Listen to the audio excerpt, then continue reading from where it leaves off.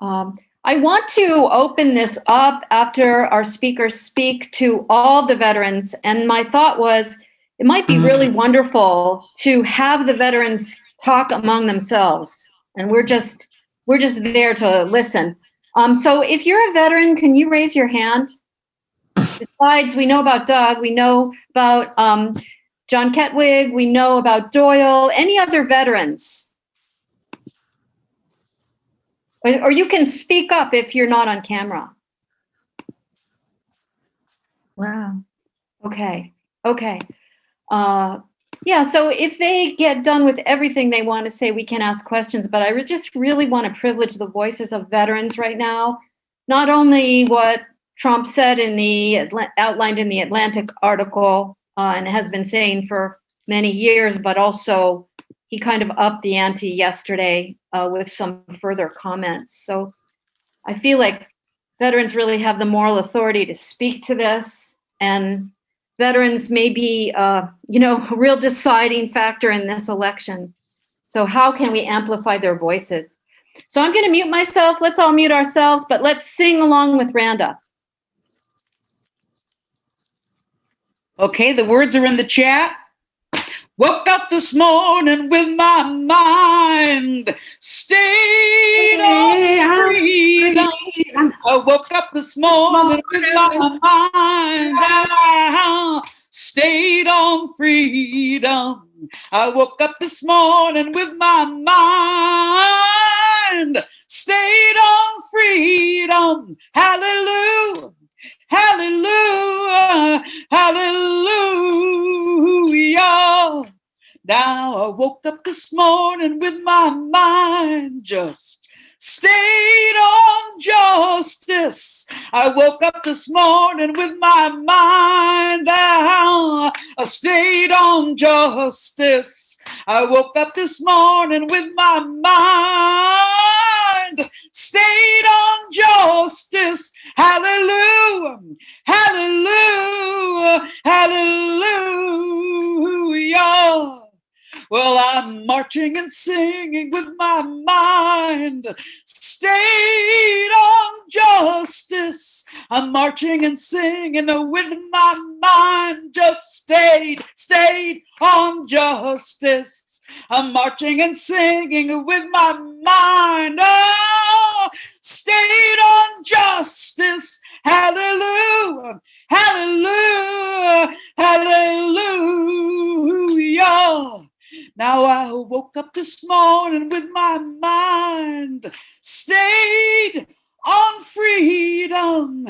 I woke up this morning with my mind stayed on freedom. Yes, woke up this morning with my mind just stayed on freedom. Hallelujah, hallelujah, hallelujah.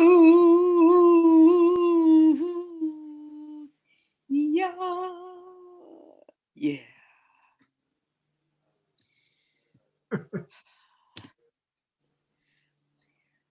Thank you so much. And thank everyone for being here. It's always so uplifting to see your faces, so comforting. I want to invite everyone to take a deep breath. We're all living through tremendous trauma, and all of us who have been traumatized in our life, that trauma is being awakened. So when we come together with the intention to heal ourselves and each other and the world, the country. If you require assistance, please press 1. For all other AAA services, please choose from the remaining 5 options. To order triptychs, toolbooks, and maps, or to make a... Don't you love technology? So I just want to invite everyone to tune into their bodies right now.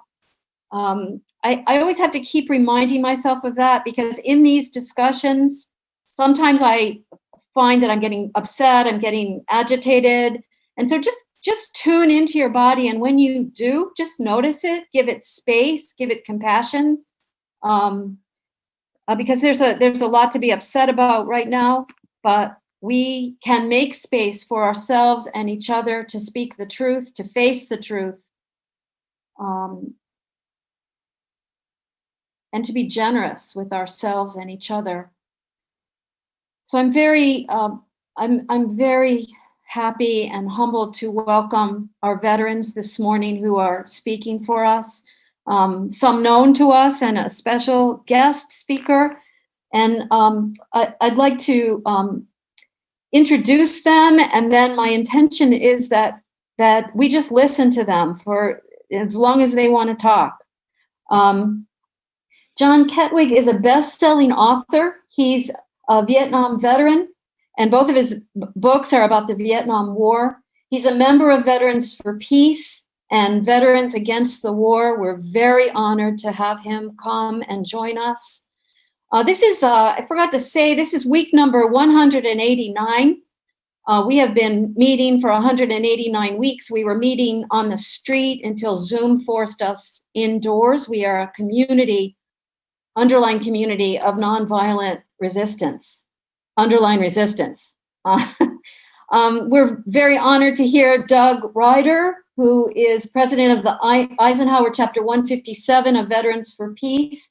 He's on the board of North Carolina Peace Action, Navy veteran of United States War on Vietnam, and retired social worker and psychotherapist. Thank you, Doug. And I just also want to lift up Dr. Doyle Graham, who is a physician who's been a great resource to us in the time of the COVID virus. He was a major in the medical corps during his 2 years of active duty. I think 1971 to 73. Thank you, everyone, and other veterans who have joined us since we asked. Feel free to speak up during the time that the veterans will speak. So I don't know, Doug, if you want to speak first or have... Have John speak first, if you may. Okay. Welcome. Thank you for being with us. Well, I thank you. This is a pleasure, and I'll try to be very brief, but my topic today that Doug asked me to get involved in is an effort to save the VA. The Veterans Health Administration in particular is under great fire. Surveys indicate that about 86% of veterans want to continue going to the VA for their health care and favor fixing its problems. I'm a veteran. I certainly feel that way. All of the major veterans organizations oppose privatization, which is the issue with the Trump administration in particular.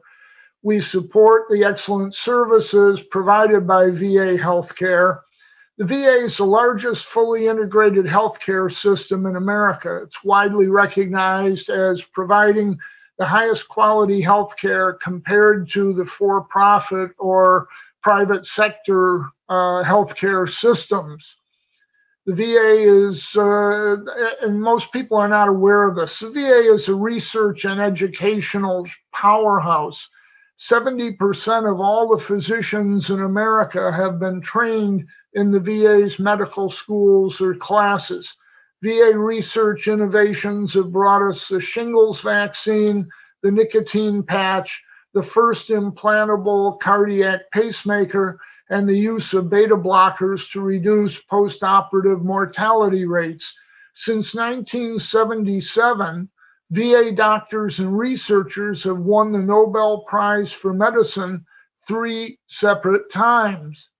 But, and it's a big but, the VA is severely underfunded. Right now, they have more than 50,000 job vacancies. The VA faces especially severe shortages of psychiatrists, psychologists, primary care doctors, and nurses. Meanwhile, veteran suicides continue, supposedly at a rate of 22 per day, but that's probably considerably more due to the pandemic and its resulting economic pressures. 14 of 18 districts of the VA across the country are out of budget for hiring any more employees. Okay, so why is the Trump administration attempting to undermine and eventually eliminate VA health care?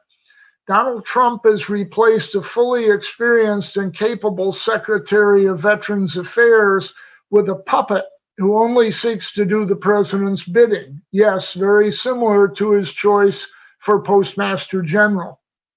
Trump's primary source of information and inspiration, and I'm not making this up, has been a group of 3 golfing buddies and members of his Mar-a-Lago resort.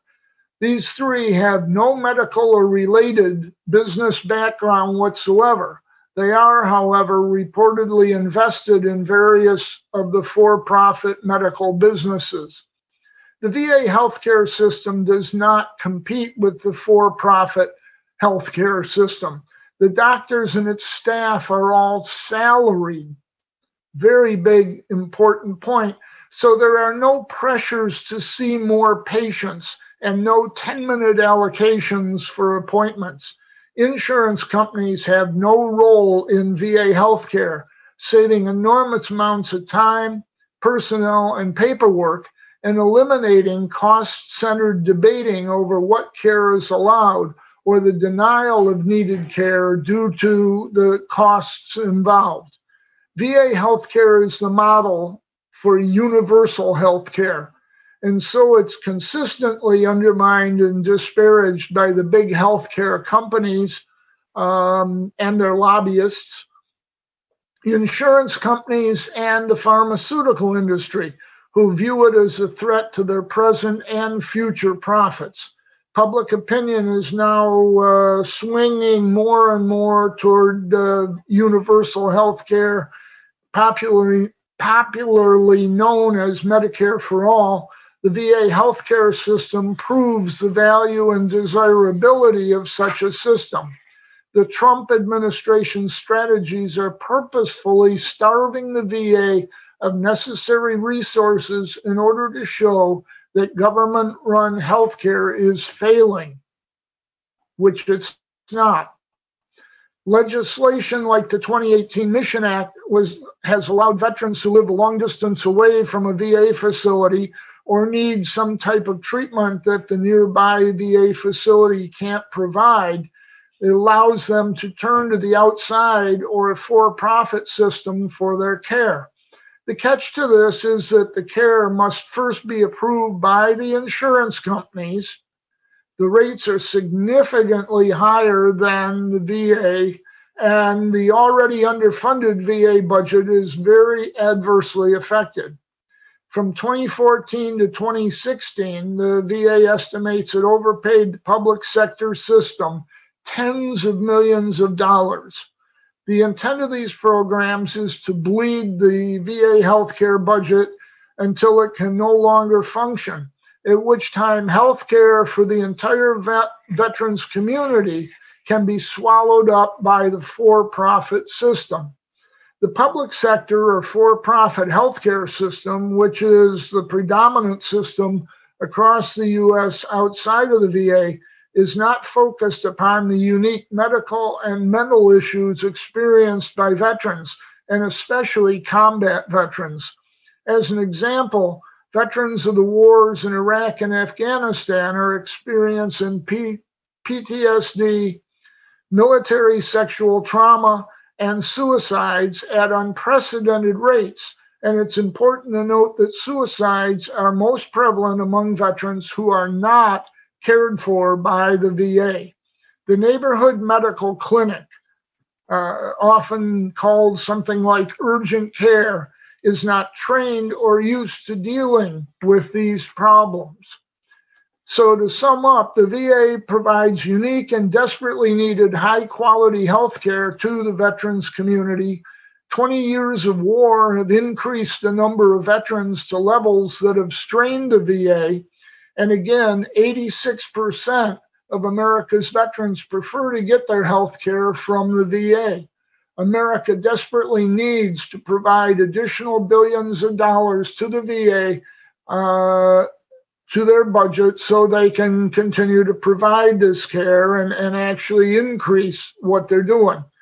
Veterans for Peace has recognized the need and has initiated a campaign to fix, to fund, and to fully staff the VA. To learn more about this, and I was going to have it out and forgot to set it out this morning, I highly recommend a book called Wounds of War by Suzanne Gordon. It's the most informative book on the VA that I've ever seen and its current status. And ultimately, I'll point out that the very best way to avoid controversies over the nation's supports for veterans is simply to end wars and not have any more veterans. Thank you very much for this opportunity to talk with you.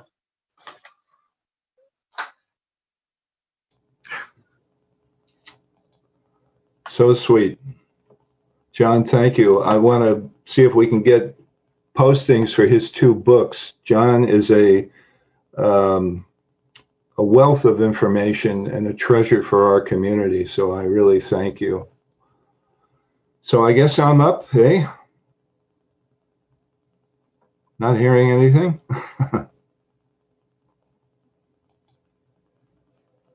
Yes. I believe Okay. so. Yes, good. Thank you. So I just want to say that I'm speaking only for myself as a veteran. We know that all veterans are not the same. Some believe they perform noble work to preserve our freedoms. Others believe they were used to serve corporate interests or to perform war crimes and crimes against humanity.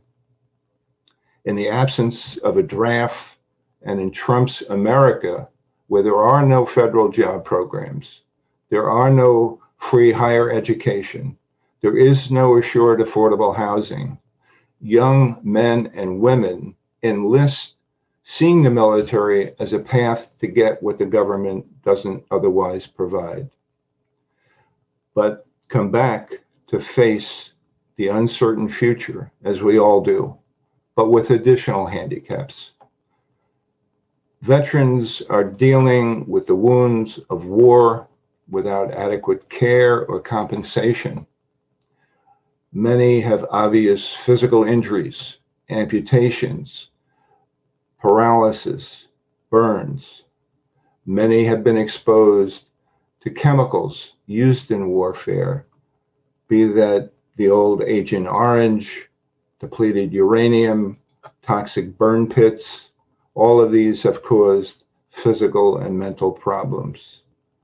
Many suffer from traumatic brain injury or closed head injury, often from IEDs, percussive injuries from explosive ordnances. Very difficult to assess because of the hemorrhaging that's not always easily identifiable. Many suffer from moral injury, being placed in a situation where one's moral compass is being challenged, that one is unable or unwilling to participate in acts that they know are morally reprehensible to their basic nature. Many suffer, as John said, from military sexual trauma. 1 in 4, both men and women, suffer from repeated sexual assault or repeated threatening sexual abuse or harassment. This, of course, can lead to untreated mental and physical illness. It can lead to homelessness. High incidence of female homeless vets are there. I can get into statistics later. It leads to many veterans to turning to addictions, to forget the traumas of war, to forget what they had participated in.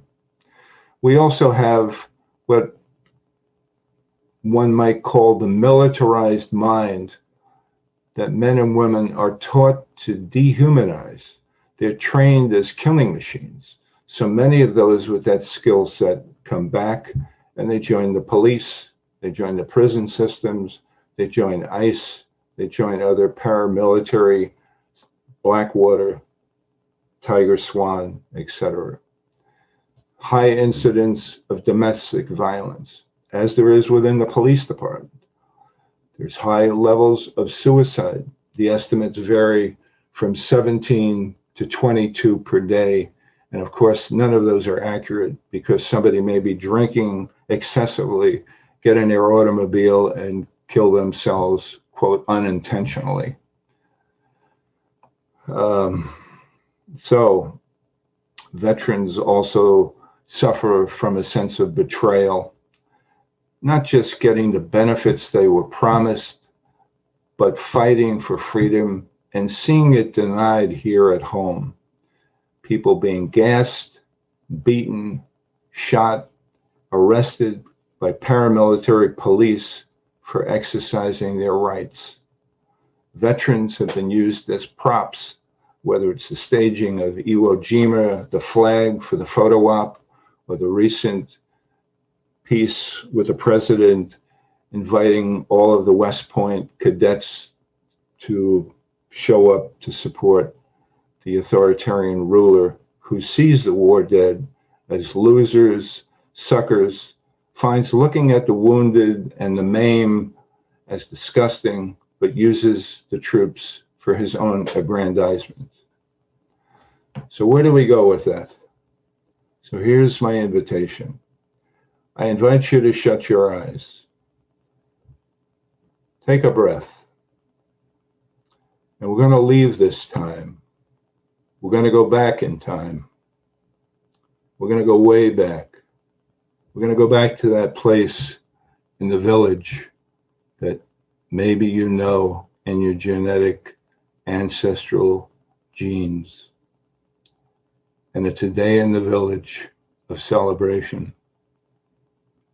The veterans are returning home. You go out with the other villagers and you walk up the road and you see the veterans coming over the hill. You go up and you strip them of their clothes and you wash them down and you offer your forgiveness. You tell them that you forgive them for all of what they have done and all of what they have participated in. You open your heart to them and you tell them that you are welcome to return to the community. So when they are washed and they are dressed, you also step back, you open your hands, palm up, and you ask their forgiveness. Because you know that you have been complicit through either no fault of your own in the inability to prevent them to go to war. And as you ask their forgiveness, they hear your request and they listen and they turn back to you and they say, we offer our blessings and we forgive you. And together, the veterans and the villagers return with the wounds of war that each have suffered separately to return to the village to begin anew. So I say to you that the US wars will only end when the vast majority of those wars are demanded to stop. The Pentagon and the politicians won't end the wars unless they are forced to do so. All of what I have said is mute as long as our nations continue to make veterans through its wars. The best way to support veterans is to end war. Oh, Matakwihasi, all my relations. I'm in with that.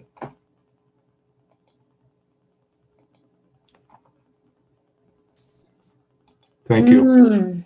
I want to encourage everyone to just hum, to stay in that visualization for a minute and just hum, to settle your body and to deepen your visualization of that beautiful image. We have all lost some of our humanity by being complicit in these wars. Humming, if we can now, along with this idea that Doug suggested to us, and also with our intention of healing for all of the veterans who've been so traumatized. And our own trauma, witnessing the suffering and feeling we can't do anything about it. And being very determined to do what we can. Thank you. Thank you so much, both of you. Thank you so much. And if you're just joining us, I saw Dale Herman come in. He's a Vietnam veteran, era veteran as well. And any other veterans who are joining us, this is a time to hear from veterans. So I wonder, Doyle, if you would like to say anything, and then Dale, and then maybe you can talk among yourselves and we can kind of hear you. I'm muting myself again.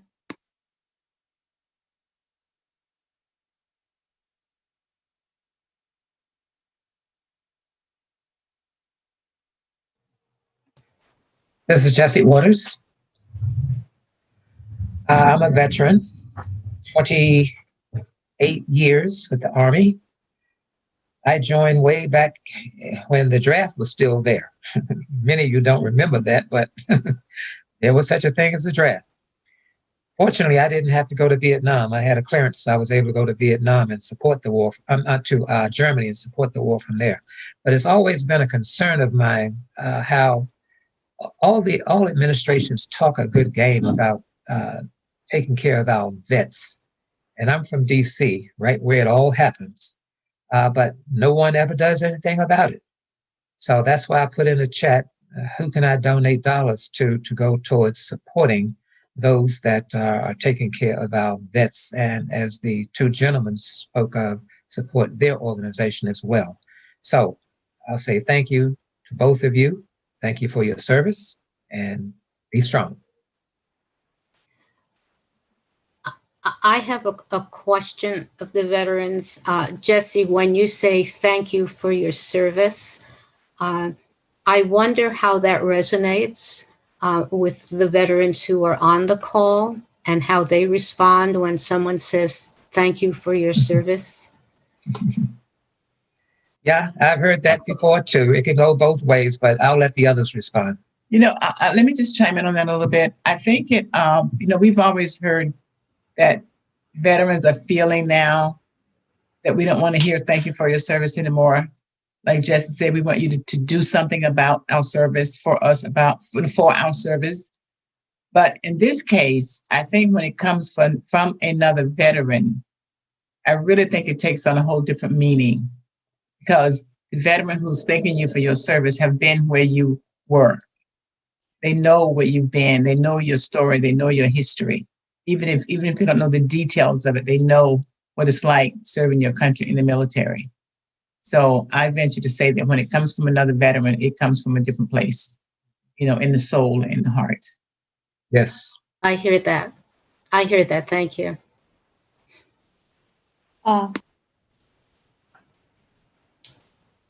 You're on mute, Karen. Go ahead, Doyle. Yeah, I think that my thoughts in thinking about today went across a couple of generations. I was born in August of 1942, and my conception date appears to be on or around Pearl Harbor.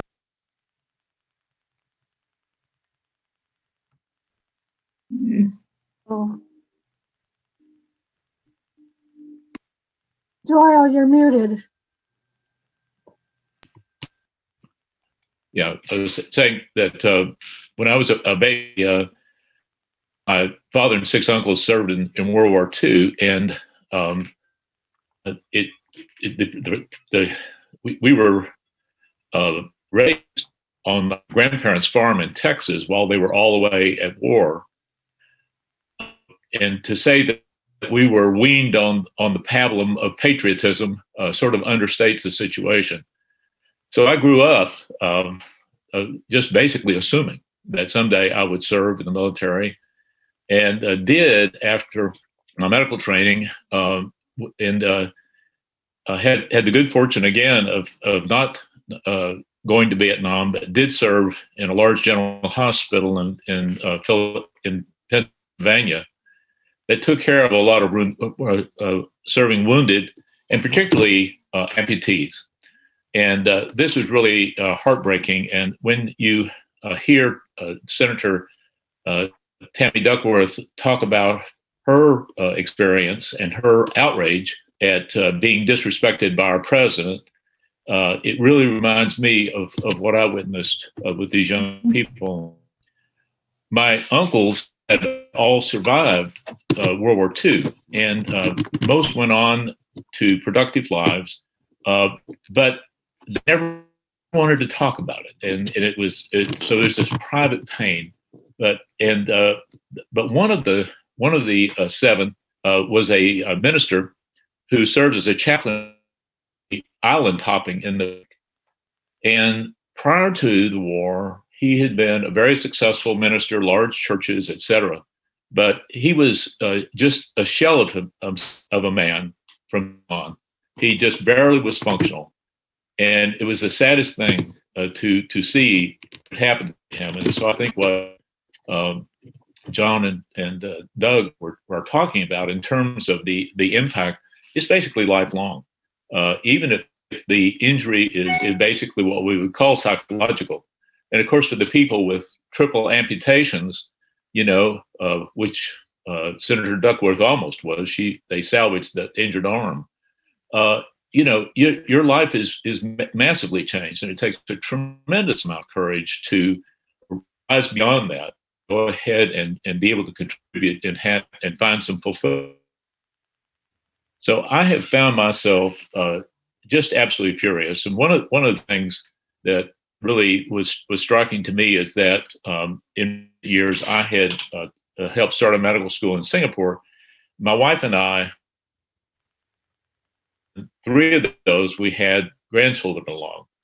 And one of the stops was always the Hanoi Hilton Museum, where the imprisonment and torture of John McCain was evident, and to be reminded that he was in prison with a number of other pilots that had been shot down, and because his father and grandfather had been Navy admirals, the North Vietnamese offered to let him go for propaganda purposes, and he refused to be released unless the others were released.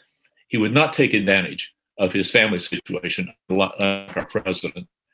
And so when Trump disparaged him and called him not a hero, I found myself just absolutely overwhelmed with outrage. I just, if there was ever heroism, it's John McCain. And I think that, disparaging the wounded, ridiculing them as being suckers and losers, it's just so amazing. And then to talk about the leaders of the military, the admirals and the generals who spent their whole lives, their whole careers as servants in service of the country, to say they're all war profiteers in bed with the arms industry. It's outrageous beyond belief. And if anybody who's a veteran or a active duty military can vote for Trump, I'm just going to be amazed. It's just the worst thing. And I would hate to be a leader in the military now, trying to maintain morale in face of this tremendous insult. Thank you so much. Thank you so much. I know that Dale Herman is with us, who's also a veteran. I want to open it up to veterans only right now to respond to each other. And then if we have time later, everyone else can ask questions. I will say that there's one thing that Trump said, which I guess I sort of have to agree with, and that in the sense of veterans being losers, because while I was a senior in college, my draft board was harassing me and classified me 1A during my fall of my senior year because I was taking one course in the evening college and they didn't count that as contributing to a full-time load. So I managed to get the college advisor or the college to write to the local draft board and get them to back off for a while. But my college advisor told me that this was such a violation of the person I was. And I didn't quite understand that until I actually got into the military and realized that it was a violation of who I was. But the sense of being a loser, after I graduated from college, I appealed my 1A classification and I lost the appeal. And so in that sense, I was a loser. So I have to agree with him on that one point that I did lose my appeal of my 1A classification. But I want to echo what Doug said, that the way to thank veterans for their service is to work to end all war. And I really wanted to support that. Thank you so much. Thank you so much. Other veterans. I just want to tell one small story about my friend Camilo Mejia. So he joined the National Guard to obtain educational benefits. And what he didn't know, as many National Guard participants didn't know, is when there's a war going on or when there's a statement of being in war, that there's a 6-month training period and there's an 18-month deployment. And there can be the possibility of stop loss, that you can continue to have to serve even after you've done your commitment. Obvious hardships to the family. He was sent in Iraq to Abu Ghraib, and he was asked to torture the prisoners there. And he has a wonderful book, which if I can find, I will post. But essentially what happened is, when he was given a furlough, he went home and he refused to participate and go back. He was eventually arrested, court-martialed, and went to prison. And here's again the personal sacrifice of somebody who enters the National Guard, which is purportedly an agency to provide, care for national disasters and such. And he lands up in prison and goes through this terrible ordeal and has to live with moral injury. Same thing with the National Guard back in Hurricane Katrina, when we walked from Mobile, Alabama to New Orleans with Katrina victims. There was no National Guard there. They were deployed.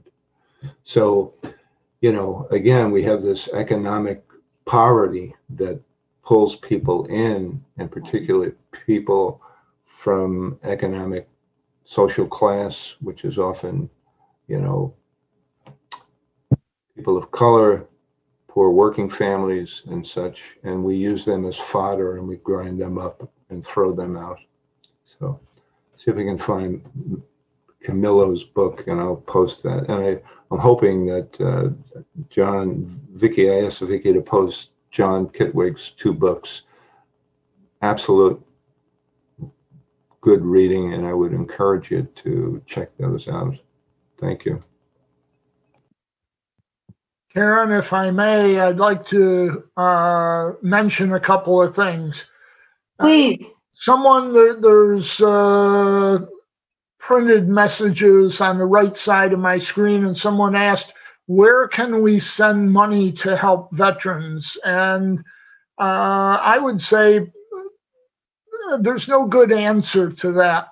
It bothers me immensely to see these commercials on television and everything, the Wounded Warriors Project and all the rest of them. Their intention is absolutely honorable and worthwhile, I think, but damn it, the government chased me. I was trying to avoid the draft back in the day. I didn't see me as a soldier or soldier material, but they did. And I was forced to join the military. And I was in Vietnam when my draft notice arrived. And I took it to the commanding officer and said, look, see right here, it says I got to be in Batavia, New York, next Wednesday. And he said, nice try. And we had a good laugh. And that was the end of that. But the government went to all lengths and does today to try to encourage people to enlist young people. And it used to be all you can be, and today it's an army of one. And boy, that's meaningful. But they do everything they can. The recruiters will tell you any kind of story to get you to raise your right hand and become a soldier. And there's a certain amount of promise in that. The problem is that you come back from the war, just like Doug said, and you go and say, okay, yeah, I'm here for my benefits. And so many times they're denied. Early in the war, and this is 20 years ago, October 7th, we marked the 20th anniversary of the war in Afghanistan. And you got to ask, what have we accomplished, which is virtually nothing. But early on, people came back wounded from that war and found themselves in hospitals here, and their families were billed for the cost of their meals. That's incredible to me, and it's a travesty. When you ask who cares about veterans, veterans do, and not much of anybody else. We get together in organizations like Veterans for Peace, Vietnam Veterans of America. There's a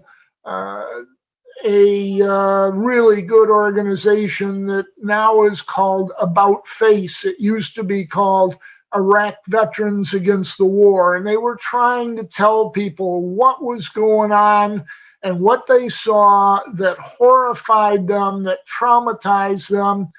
But you come back and there is so little care available. There's very little care available for poorer civilians in this society, but you come back as a veteran and they don't know what to do and they don't know what to say. And so they just kind of push you off to the side. And I don't know where you try to donate money to that would really, really help. I do know that some of these organizations, Veterans for Peace, in my case, Vietnam Veterans Against the War, or younger guys, you find a fellowship, the ability to talk with somebody who's been there, done that, knows exactly what you're talking about. And those organizations are hugely helpful and a step in the right direction. The most meaningful solution to post-traumatic stress, I call it post-traumatic stress damage. It's not really a disorder, but the most effective solution to that has been rap groups, talk groups, where you get together around the table and you're with guys that are your peers, and you can say, geez, I had a terrible nightmare the other night, and a guy across the table say, yeah, I did too. That kind of camaraderie is so tremendously important. And I just wanted to toss that out there. Thank you. I just wanted to make a quick comment, a plug for Veterans for Peace. You don't have to be a veteran to join Veterans for Peace. I posted a link there. You can be an associate member. You can go there and read the platform statement. If you're in agreement to what that is, you can join. We have monthly meetings here in the Triangle area. There is Zoom at this point in time. we're always looking for new members. Also, IVAW, which is now called About Face, has done a serious benefit for the Afghan vets. And I would encourage you to look at that page if you're interested in learning more about that. 53 cents on the dollar, it's unconscionable. I think we spend 16 cents on social programs. We have over 850 bases in over 150 countries. This is absolute sickness. This is a virus. There's a man named Paul Levy who wrote a book called Witico, and it speaks of the Cree Indian term, which is possession of the spirit.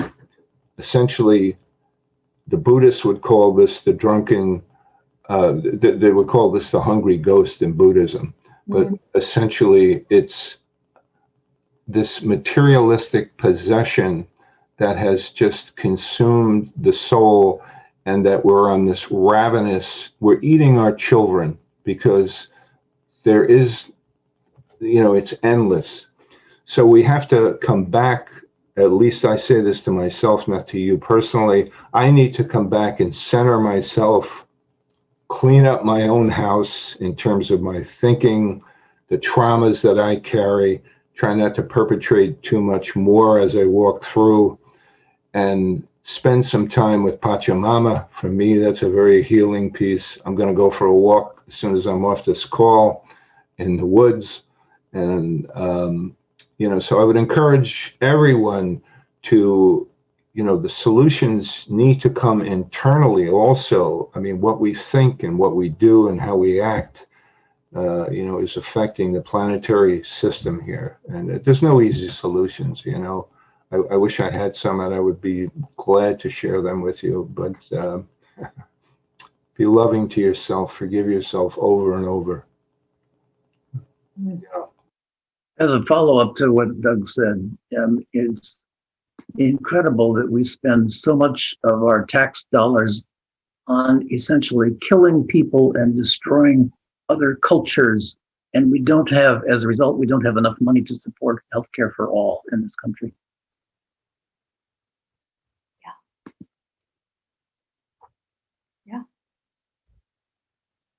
I think it's important to point out the defense budget has now grown. If you look at all the costs of militarism in America today, we're spending $1 trillion a year on militarism, on making war, and all the various aspects of that, from developing the most state-of-the-art effective weapons to trying to entice guys into the Army, people into the Army. And a while back, Congress passed a law that said all the various offices of government had to be audited. And they all were, with the exception of the Pentagon. They said, oh, we just can't do it. They put it off and put it off. And Congress insisted. They hired a small army of civilian mathematics people to go in and try to audit. And the final resolution of all this came last year in November, when they reported back and said, we cannot complete an audit. There's so much flim-flamming and stonewalling, and one of the topics they brought up was undocumented transfers of money, where we send it over here and they send it over there and whatever. Initially, just a fast look at this found 21 trillion, TRILLION dollars just mysteriously missing in the Pentagon in the last about 8 or 9 years. There's no answer to where that money went. Into somebody's pocket, probably, into less than legitimate routes, and that's a travesty. That our national debt until the pandemic hit was $22 trillion. God knows what it is today.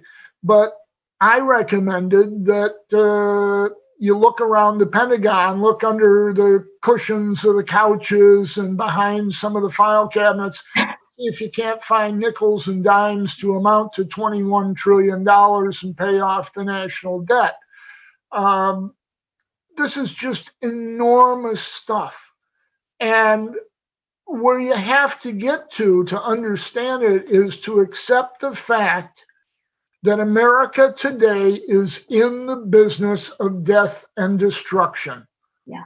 We've gotten out of the business of anything from automobiles to machinery, medical instruments, building airplanes. So many things have been shipped overseas where labor's a little cheaper, or whatever answer they give to why these jobs are gone. But the ones that remain and the ones that are, in quotes, profitable are the weapons makers, the military industrial complex.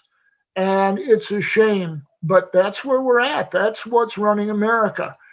If we cut the defense budget in half, we would still outspend Russia and China combined on militarism. And I've got grandchildren. I hope the day comes when we can accomplish that. I worry about their future very, very much. Thank you for all of that. And John, can you just repeat how much they found in that audit that they couldn't account for in the Pentagon budget? They could not account for $21 trillion. And do you know over what period of time? Oh boy, I should know this off the top of my head. I believe it was from 1996 to 2015. Thank you so much. I will, a blatant plug. It's chapter 24 of All right. Vietnam Reconsidered, the War of the Times and Why They Mattered. I was boiling it down to why they mattered. This has gone on a long time, and it's outrageous. It's terrible. Thank you so much. Just want to make a quick comment. Somebody asked about the Russians and are they putting, head counts out on American soldiers. I don't know if I can speak to that specifically. I think we create a lot of demonizing of others despite blood on our own hands. But I'd encourage you to go to Ray McGovern's website and look there. He's done extensive, and I posted his link.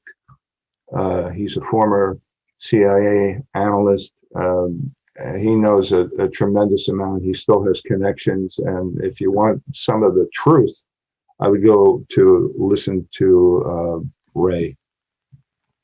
Thank you very much, Doug. I think that one of the points, the size of the military, and could reasonably be made that Pentagon has tried to do. You're breaking up. We can't hear you. I don't know if you muted yourself, Doyle, and I'm looking for you on the screen as well.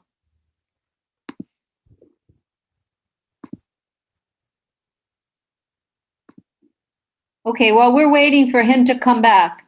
Any other veterans want to comment on anything that's been said, and then we'll open it up.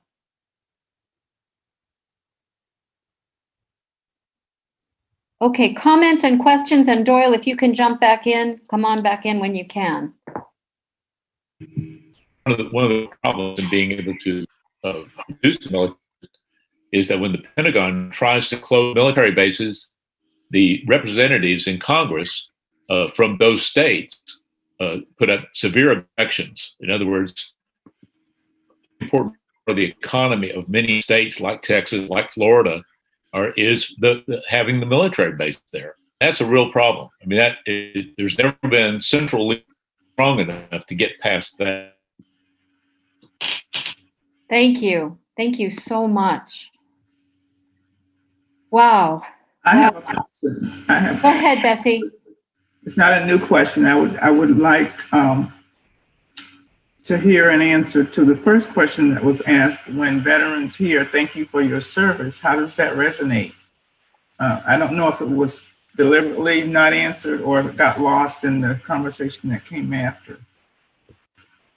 Well, I would speak to that for myself. I think a lot of veterans that I have spoken to personally, when civilians say thank you for their service, a lot of veterans are still suffering from the actions that they participated in and don't always, feel that what they did in hindsight, looking back, was something that was in the best interest of their service. So it's a painful situation to say thank you for their service when in fact they may feel very ashamed, they may feel very angry, they may feel very frustrated. I think your point earlier about it coming from another veteran, I think there is an understanding of compatriot, sharing, and there may be some similarity there, and it may be less, quote, offensive. But when I meet another veteran, I just say, I'm glad to see you. I'm glad you're here. And I don't say much more than that. And, because I think many are aware that they've served the corporate masters and, they don't feel good about, their participation in that. At least that's my experience and others I've talked to. But again, there's no uniformity. There's no monolithic veteran statement, It's pretty varied. A lot of people feel very proud for what they did. And for some, it was a moment of power that they never had in their life and they will never return to. And, so the experiences are many and varied. But thank you for that, Bessie, for that question. I think it's an important one. One thing that Trump's comments yesterday seemed to play to those who are thinking about their service and wondering about the corporate masters of some of what's happening in the military. I wonder if either of you or any of the veterans or anyone want to speak to that.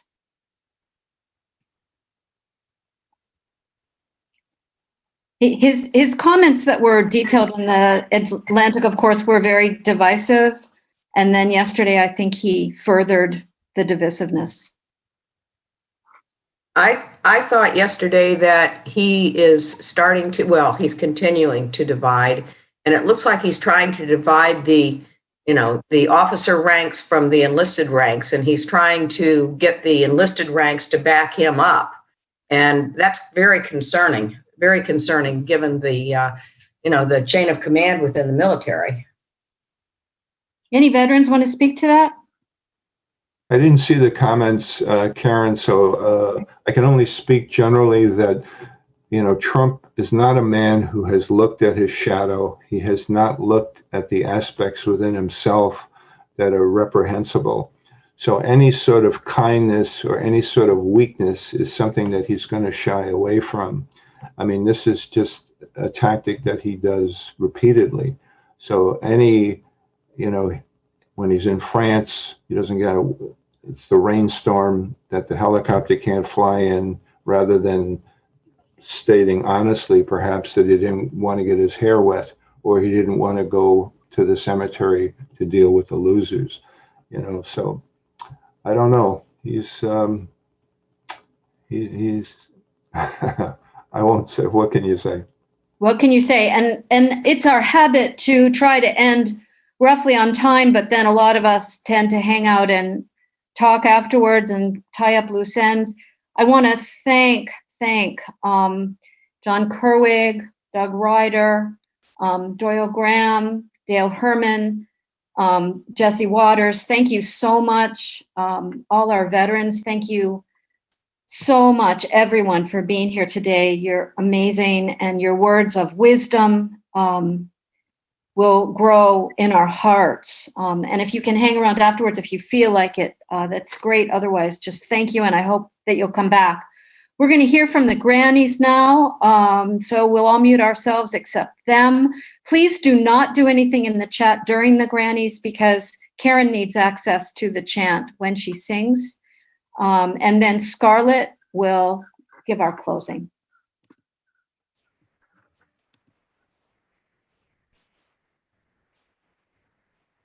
Olga, Mitch Diaz left the meeting.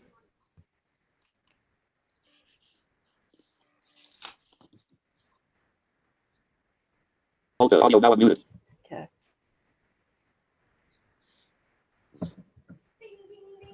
Are we there? Yeah. So the song that we're going to be singing today is one that I wrote many years ago, and we've had to update it a little bit, but it is still true that the issues that our veterans talked about today are very much on the minds of us grannies, and it was a natural choice, I think, to sing this song today.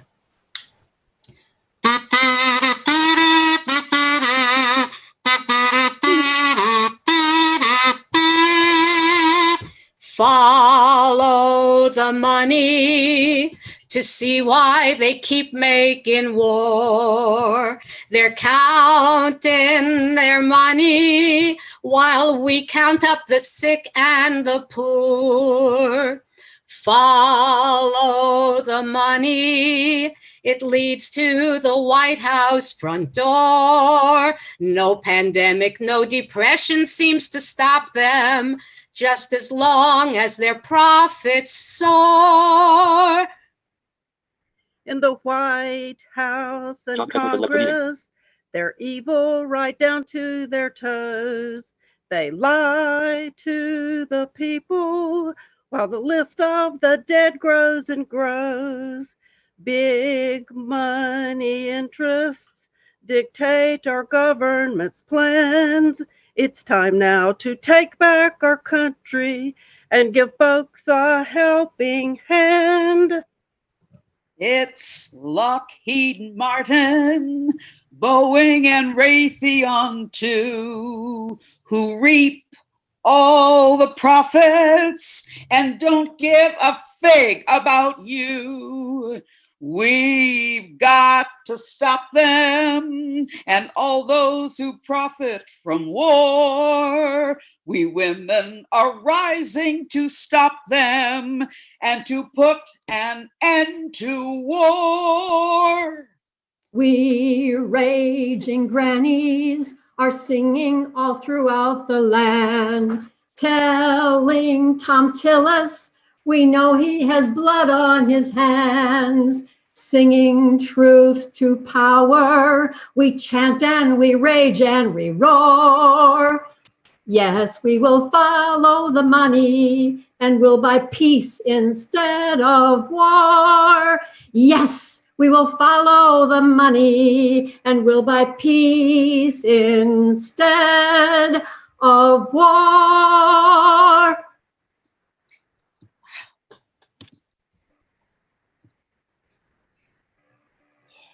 Wonderful. That was wonderful. Can you hear me? Yes. I want to say thanks to all the veterans for opening your hearts and sharing your private pain. Now I have a confession to make. This past week, I have been so filled with anger and hate after listening to all the commentary, all the things that Trump has said about losers and suckers, and then watching the protest on television. I was so angry, I could taste that bitterness in my mouth. My language reflected so much of that gall that I even upset my dogs. I had to go to the doctor to have my middle finger, I developed a trigger finger from making obscene gestures. So, what did I do? I went out into the yard and I spent some time cleaning up my flower beds and attacking the weeds. Have any of you felt that way this week? Yes, yes, yes, yes, yes, yes. You know, I was disgusted with my thoughts. So I went inside and I started reading John Meacham's book. His Truth is Marching On, John Lewis and the Power of Hope. It's beautifully written about John Lewis and the nonviolent protest. Mr. Lewis spoke lovingly of Reverend Jim Lawson. And at the march across the Edmund Pettus Bridge, commemorating 6 decades from that first march, Lewis saw Reverend Lawson, who is like 90 years old, and Lewis simply said, "My leader, my teacher, my brother, bless you, our teacher. If it hadn't been for you, where would we be? Where would we be?"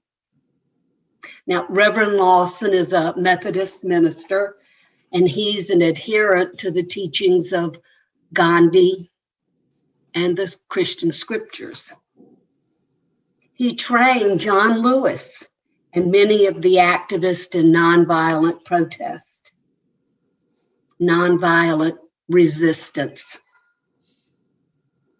He trained those young freedom riders, the sit-in protesters, and those who marched while being attacked by the police, dogs, fire hoses, spittle, lighted cigarettes thrown down their backs, hot coffee poured over their heads, bats and batons. And here are just a few words that the Student Nonviolent Coordinating Committee adopted from Reverend Lawson. Through nonviolence, courage displaces fear. Love transforms hate. Hope ends despair. Peace dominates war. Faith reconciles doubt. And love is the central motif of nonviolence. Love goes to the extreme. Nonviolence nurtures the atmosphere in which reconciliation and peace become actual possibilities. To me, this is a most radical of worldviews, and I confess to you, I fail miserably. I fail miserably. So today I say to you, my leaders, my teachers, my brothers and sisters, bless you. If it hadn't been for you, where would I be? Where would I be?